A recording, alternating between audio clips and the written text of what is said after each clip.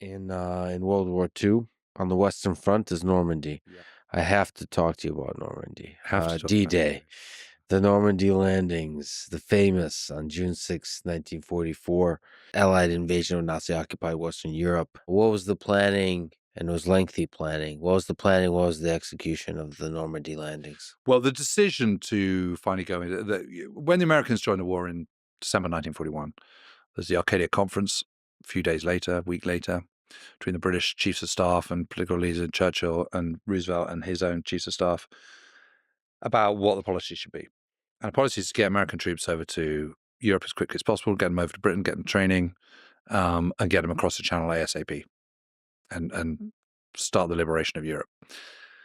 But the reality is that in 1942 the Americans just aren't ready. They've gone from this incredibly tiny army; they're still growing. They've got no battlefield experience.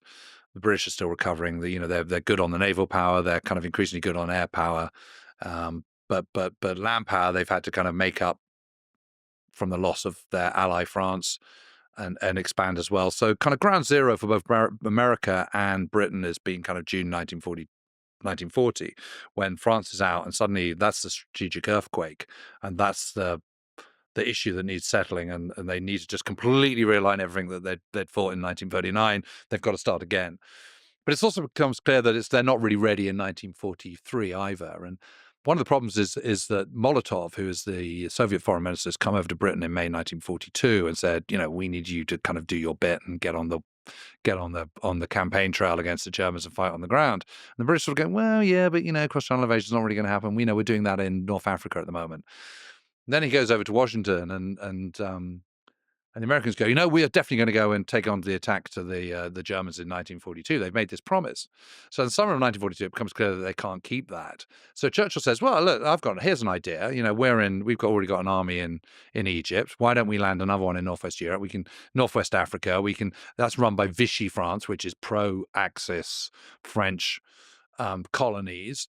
Why don't we take that and we can do that, and then we can meet in the middle, we can pincer around, we can conquer the whole of North Africa. You can kill with two birds with one stone because you can get some experience fighting against Axis troops, test some of your equipment and commanders, what's not to like, and then we can sort of see how it goes. So this is a kind of opportunistic strategy, whereas the Americans are very much sort of, we want to draw a straight line to Berlin, and that's the quickest way, and let's do it that way. So it's a kind of a different viewpoint. But Roosevelt kind of gets that and agrees to that. So that's where the whole North Africa Mediterranean campaign comes from. And as a consequence of the huge commitment to Tunisia, 3,500 aircraft, huge navies, two Allied armies in North Africa by the time Tunisia is won in mid-May 1943, they think, well, we've got all this here. We might as well kind of really try and put the nail into the coffin of Italy's war, get them out of the battle. Sicily's an obvious one. Let's go in there, and then we can take a view. But between Sicily happening and the fall of North Africa is the Trident Conference in Washington. And that is where the decision is made. The Americans go, okay, enough of this opportunistic stuff. Let's just, okay, we get it, we buy it, but no more faffing around. May 1944, 1 year hence, we are going to cross the Atlantic. And the British go, okay, fair cop, we'll do that.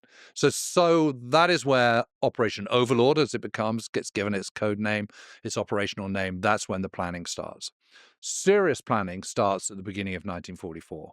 And one of the lessons from Sicily to Normandy is that you can't have commanders fighting one battle whilst preparing for the next one. So you have to have a separate command structure. And that's okay, because by this time we've got enough people that have got experience of battlefield command that you can actually split it. There are very good reasons for going into Italy, not least getting the Foggia airfields, so that you can further tighten the noose around Nazi Germany. And one of the great prerequisites for the Normandy invasion is total control of air power, of the airspace, not just over Normandy, but over a large swathe of Northwest Europe.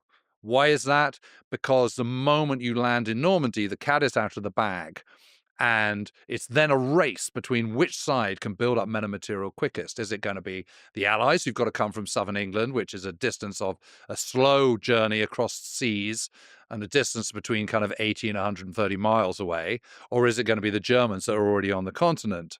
Well, clearly on paper, it's the Germans. So you have to slow up the Germans. Well, how do you do that? Well, you do that by destroying their means of getting there. So bridges, destroy all the bridges over the Seine, destroy all the bridges over the Loire, hit the marshalling yards. The glue that keeps the German war machine together is the Reichsbahn, the German railway network.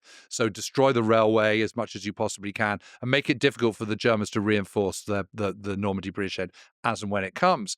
But the way you do that in turn is by very low-level precision bombing, and that has to be done by twin-engine, faster, smaller bombers going in low. But the problem is you can't go low and destroy those bridges if you've got Focke-Wulfs and Messerschmitts hovering above you. So you've got to destroy those, which is why you need to have air superiority over this large swathe of Northwest Europe to do that. The problem is that while the industrial heartland of Nazi Germany is in the west, is in the Ruhr area, which is very convenient for bombers coming out of Lincolnshire or East Anglia on the flat east side of Great Britain. The aircraft industry is much deeper into the Reich, and it is beyond the range of fighter escorts for the bombers. And the American daylight bombers who are going over are discovering that despite being called flying fortresses, they're not fortresses. They're actually getting decimated. And whenever their bombers go in strength over to try and hit the aircraft industry in Germany, beyond fighter range, they get decimated. First, infamously, on the Schweinfurt-Regenberg's raid on the 17th of August, 1943, coincidentally the same day that Sicily falls to the Allies, and also coincidentally the same day that face-to-face negotiations begin with the Italians for an armistice in Lisbon.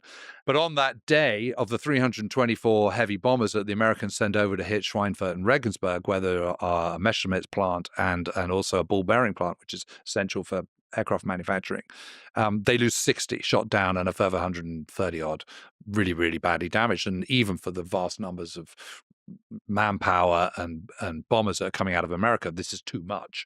So they can't sustain it. So they've got to find a fighter escort that's going to be able to escort them all the way into the Reich. And the race is on, because basically if they haven't got one airspace by April 1944, it's game over. You can't do a cross-channel invasion. You have to have that control of the airspace beforehand. So the race is on. Unfortunately, they come up with a solution, which is the P-51 Mustang, which has originally been commissioned in May 1940 by the British, developed from sketches to reality in 117 days. It's a work of absolute genius. But to start off, it's harnessed with a really bad engine. The Allison engine is just not right for that aircraft. And it's not until a Rolls-Royce Merlin, which is the same one that powers the Lancaster, the Mosquito, and the Spitfire and Hurricane, is put into the P-51 Mustang, that suddenly you've got your solution, because that means it can now fly with extra drop tanks and fuel tanks. It can it's so aerodynamic and it's so good. The higher it goes with this engine, the more fuel efficient it becomes. It can actually fly over 1,400 miles, which gets you not just to Berlin and back, but to Warsaw and back. So suddenly you've got that solution. And actually by April 1944 they have cleared airspace, and by the end of May 1944, just on the eve of the invasion, Operation Overlord, the closest German aircraft that is seen fighting Allied aircraft is 500 miles from the beachhead. Wow. So it is absolutely job done. Meanwhile, comparatively new ground attack fighter planes like Typhoons and Tempests and adapted P-47 Thunderbolts are attacking the German radar stations all along the coastline, because they now do have an air defense system. They're destroying kind of 90% of their effectiveness. And in the intelligence game, they're winning that one as well. They're just much better because in Germany, intelligence is power. So people tend to, and Hitler always has this kind of divide and rule thing going on. So you have parallel command structures, which is not conducive to bringing together of intelligence. And while much play has been made about the successes of Bletchley and code breaking and all the rest of it, actually, what you have to do is you have to see the kind of the decrypts that the Bletchley cryptanalysts do as just a cog, and those various cogs together, from listening services to photo reconnaissance to agents on the ground to also the cogs collectively add up to more than some of their individual parts. And so the intelligence picture is a broad picture rather than just code breaking. But anyway, they win that particular battle as well. And what you see really with D-Day is the zenith of coalition warfare. What you've got is multiple nations who have different overall aims, different cultures, different attitudes, different start points, but they have all coalesced into one common goal. And until they've achieved that common goal, they're going to put differences to one side. Much play has been made about kind of Anglophobia amongst American commanders and Americophobia amongst allied, British commanders. But actually, it's nothing. It's a marriage made in heaven compared to the way Germany looks after its own allies, for example. And what is remarkable about the Allies is they're not actually allies; they're coalition partners. So there's no formal alliance at all, and and there is a subtle difference there. But what you see them is you see them really, really pulling together. And you see that manifest itself on D-Day, I think, where you've got, 6,939 vessels, of which there are 1,213 warships, 4,127 assault craft, 12,500 aircraft, 155,000 men landed and dropped from the air in 24-hour period. It is phenomenal. It is absolutely phenomenal. And while it is still seen as a predominantly American show, all three service commanders are British. It is most of the aircraft are. Two-thirds of the aircraft are British. Two-thirds of the men landed are British and Dominion. You never forget the Canadians, who consistently punch massively above their weight in the Second World War, in all aspects, it has to be said, air, land, and sea. They're key in the Battle of the Atlantic. They're key in air power. They're key at D-Day and indeed in the Battle for Italy as well. So the Canadians should never be forgotten. Um, but one of the reasons it is the British Navy that dominates in D-Day is because, of course, the incredibly enormous strength of the Royal Navy in the first place, but partly because most of the US Navy is by this stage in the Pacific, fighting its own fight. So it's not slacking by any stretch of the imagination. It is because it's elsewhere doing its bit for the kind of overall Allied cause.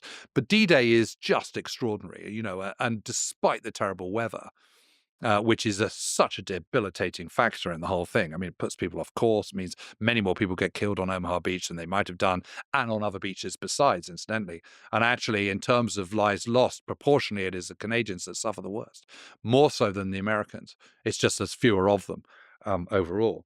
Um, D-Day has to be seen as an unqualified success. I mean, it is absolutely extraordinary what they achieve. And while they don't 100% achieve their overall D-Day objectives, the objectives are always going to be the outer reach of what is can be achieved, and you'd need absolutely perfect conditions for that to happen, and they don't get perfect conditions, but they're so balanced, they've so thought of absolutely everything, and their logistics supply, and I mean, even things like the minesweeping operation. It's the biggest single minesweeping operation of the entire war, because there's huge minefields off the Normandy coast, and ahead of the invasion force, the minesweepers, which amount to, I think, something like 242 different minesweepers in 5 different operations opposite every single beach, creating lanes through these minefields through which the invasion force can go. Not a single ship is lost to a mine in the actual invasion. That is phenomenal, and can only be done with the greatest of skill and planning, and all in a period where there are no computers, there's no GPS, there's nothing. I mean, it is absolutely astonishing, and the scale of it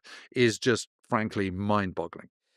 Yeah, and that was really the nail in the coffin, the beginning of the end Yeah. for Hitler, for the European theater. Yeah. Once you get the only cause for doubt is, will they be able to secure that bridgehead? The moment they get that bridgehead, it is game over. There's only, there is no other way it's going to be, because of the overwhelming amount of men and material that the Allies have compared to the Germans at this stage of the war. And of course, you're being attacked on 3 fronts, because there's the Italian front to the south, and of course, in a very major way, you've also got the Eastern Front, and Operation Bagration, which is launched that summer as well, is enormous. So let's go to the very end, the Battle of Berlin. Yeah. Hitler sitting in his bunker, his suicide, Germany's surrender. You actually said that Downfall, the movie, was a very accurate I representation. think it is really. Except that Goebbels took cyanide and shoot himself. Details. But I think it might be my favorite World War II movie, which is strange to say because it's not really about World War II. It's about Hitler in a bunker, but I think what was his name, Bruno Ganz, wasn't it? I think he nailed him. yeah. There's so many accounts of that. There's so much written about Hitler. There's millions and millions of Hitler's words that you can read. There are translations of many of his conferences. You can see what he's saying. You can get inside his head in a very clear way, and much more clearly than you can Stalin or just about any other leader, really. And so one has a very, very strong impression of what Hitler was like in the bunker in those last days. That just there's so many accounts of it, and it just feels like they nailed it. It just feels like they've got it spot on to me. I mean, it's a fascinating story of evil maniac, and then this certainty, you know, crumbling, right? Like realizing that this vision of the 1,000-year Reich is And Hitler says, my reputation won't be good to start off with, but I hope in a few years' time that people will start to realize that kind of all the good I was trying to bring. I yeah, mean, that sort of, they're all the same, aren't they? You always believe you're doing good. yeah. And there's so many deep lessons there. So now you have written so much, you have said so much, you have studied this so much. What to you, looking at World War II, is the lessons we should take away? Well, I suppose it's what happens when you allow these individuals to take hold of great power and great authority and make these terrible decisions. If you allow that to happen, there are consequences, and you have to recognize the moments of trouble when they arise. So when there are financial crises, you know that political unrest is going to come, and you need to be prepared for that. You need to be able to see the writing on the wall. You can't be complacent. Complacency is such a dirty word, isn't it? You've got to keep your wits, and you can't take things for granted. You've got to recognize, I think, um, that the freedoms we enjoy in the West are, they're not necessarily permanent, and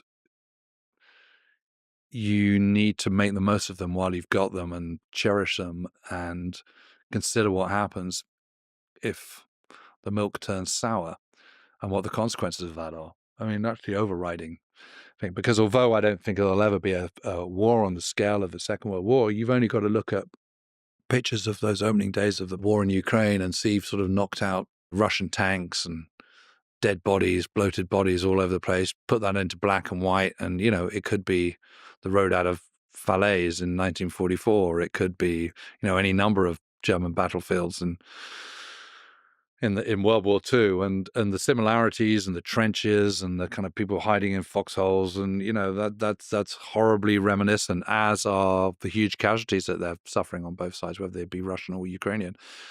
And it's a shock. It's a shock to see that, and it reminds you of just how quickly I think things can descend. I mean, that's the other thing. That point I was making about how quickly Germany descended from this amazing nation of arts and culture and science and development and engineering into one of the Holocaust. I mean, life is fragile, and peace is fragile. And, it's you take it for granted at your peril. And you take for granted at our peril that nobody will use nuclear weapons ever again. And that's not a thing we should take for granted. No, sir. What gives you hope about the future of human civilization? We've been talking about all of this darkness in the 20th century. What's the source of light? The source of light is that I think the vast majority of people are good people who want to live peacefully and want to live happily and are not filled with hate. And there are some brilliant minds out there. And I think the capacity for the human brain to come up with new developments and new answers to problems and challenges is infinite. And I think that's what gives me hope. James, this is I'm a big fan. This was an honor to talk to you, and please keep putting incredible history out there. I can't wait to see what you do next. Thank you so much for talking today. Well, thank you, Lex. It's been an utter privilege to talk to you. Thanks for listening to this conversation with James Holland. To support this podcast, please check out our sponsors in the description or at lexfreeman.com/sponsors. And now, let me leave you with some words from Winston Churchill. If you're going through hell, keep going. Thank you for listening, and hope to see you next time.